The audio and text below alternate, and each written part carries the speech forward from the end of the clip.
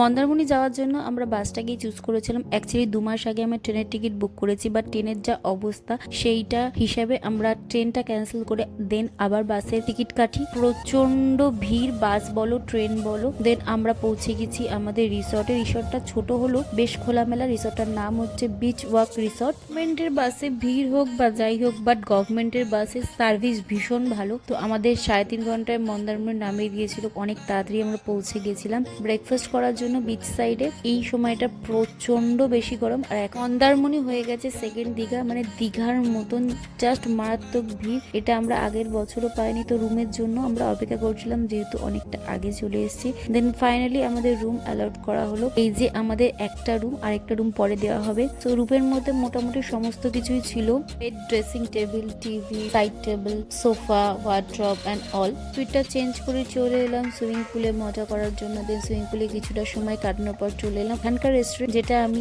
একদমই রেকমেন্ড করব না, কারণ প্রাইস হিসেবে কোয়ালিটি এবং কোয়ান্টিটি বোথ। আর লাঞ্চের পর একটু রেস্ট নিয়ে তারপরে আমরা রেডি হয়ে বেরিয়ে পড়লাম মন্দারমণি মেন মার্কেট এক্সপ্লোর করার জন্য। আমাদের ইচ্ছা ছিল জলে পা ডুবিয়ে চা খাওয়ার, বাট যেহেতু জল অনেক বেশি ছিল, তো সেই ব্যবস্থাটা না পাওয়ায় আমরা বিচের কাছাকাছি একটা জায়গায় চা খেলাম। আর সেদিন যেহেতু ফুল মুন ছিল, তো সেই টাইমে সমুদ্রের জল এবং চাঁদটা দেখতে ভীষণ মায়াবী লাগছিল। রিসর্টে ফিরে আসার পর দেখলাম যে আমাদের সকালের ওয়েলকাম ড্রিঙ্কসটা এখন দিয়েছে, সেটা খেয়ে ডিনার করে আজকে ব্লগটা